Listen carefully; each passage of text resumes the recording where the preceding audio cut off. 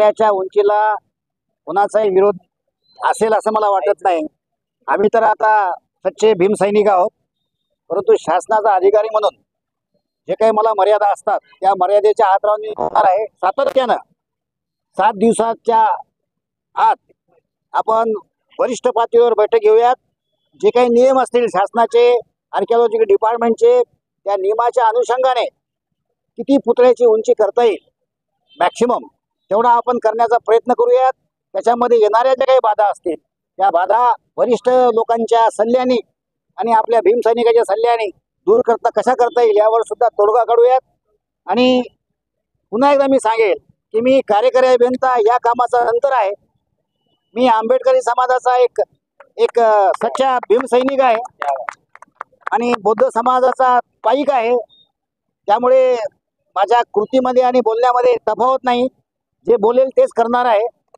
तुम्हाला मी सांगितल्याप्रमाणे या ठिकाणी आपल्या भीमसैनिक ज्यांना नॉलेज असेल कन्स्ट्रक्शनचं त्यांची आपण एक पथक बनवूयात। त्या पथकाला दर 7 दिवसाला आम्ही अहवाल देणार आहे आणि त्यांनी सांगितलेल्या बदलानुसार क्वालिटी कशी चांगली राहील। आणि योगायोगाने मला आनंद वाटतो की आज अधीक्षक अभियंता म्हणून यशस भगत साहेब सुद्धा आलेले आहेत। ते सुद्धा आपल्याच समाजाचे अधिकारी आहेत, त्यांच्या मार्गदर्शनाखाली हे काम होणार आहे। त्यामुळे क्वालिटीची चिंता कोणीही करू नये, मी कोणालाही करू देणार नाही की तुम्हाला मी शब्द देतो। आणि हे माझं काम, आपलं काम आणि आपल्या इब्रतीचं अस्मितेचं काम आहे।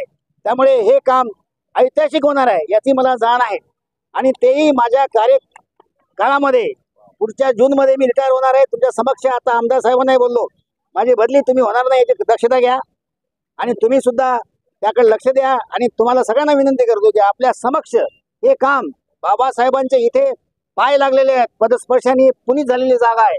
या जागेला आपण कुठल्याही प्रकारचा बट्टा लागणार नाही याची दक्षता घेऊयात।